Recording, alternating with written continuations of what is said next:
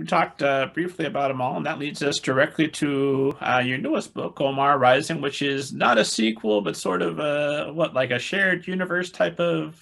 It's the beginning of the Aisha Saeed Marvel universe, I assume. That would be great. I'm all in for that. Yeah, I call it a companion book because Amal Unbound is a complete story, and when you're done with that, that story is done. Omar Rising follows her best friend. So if you read Amal Unbound, there's a boy who lives behind their house. He's a son of their servant. His name is Omar. And in Amal Unbound, we find out that he got a scholarship to a prestigious boarding school a few kilometers down the road. And as the son of a servant, that's a huge opportunity because he can go on to, go to college on scholarship and pull his family out of poverty and break that cycle. And so, when I finished Them All Unbound and I would do all these school visits and kids would always ask, is there going to be a sequel? Is there going to be more? And I always said, no, there's not going to be a sequel. But, the more kids would ask, the more I started thinking about these characters. And I thought, I think Amal's story is done, but what if I followed another friend? And so I started thinking about Omar, who, I started wondering about him. What's he up to? What's it like for a kid who's going to go into such a different world than he's used to? What kind of struggles is he going to face? And how does his community look? And so because of all the kids asking me those questions, that idea kind of took root and grew. And so I decided I wanted to write a companion book. And that way, for readers who maybe hadn't read them all, maybe that wasn't their cup of tea, they could read Omar and not need Amal. But for readers who loved Amal and who'd been asking for that sequel, they would get to see what she's up to in this book. And there'd be Easter eggs and, callbacks to that world.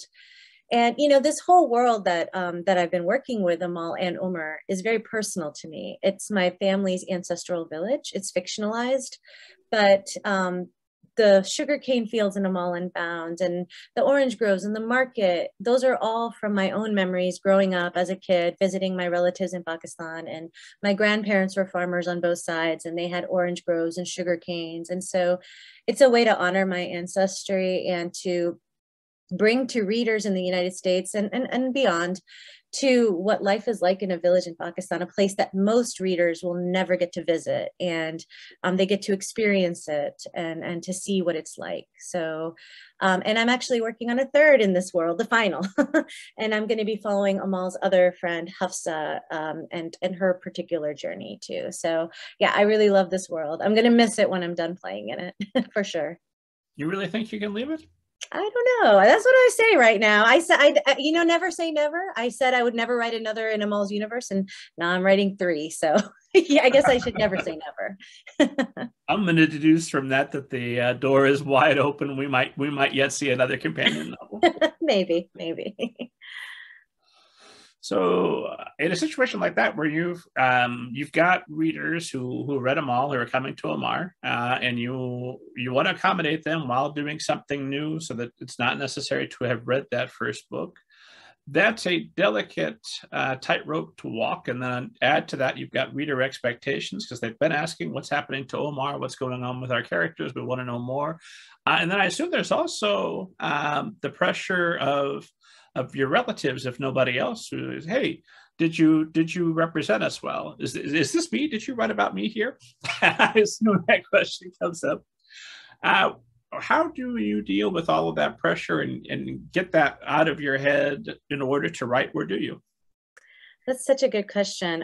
So as far as setting, it's fiction. However, it is contemporary, meaning it's based on real places. And so it is very important that my relatives or anyone living in a village in Punjab, when they read this, they're not like, where does she come up with this stuff? Like, this isn't real. This isn't true, because I am trying to give an experience of that place. So I do have my stories read by people who are from there as well, because, while it's my ancestry and I have visited and I have done the research, I also want to get the feedback from people still there and who can give me that accurate feedback. I do keep that in mind as I'm writing. And making sure nobody thinks it's them in the story is always very important. And that's why names are so important to me.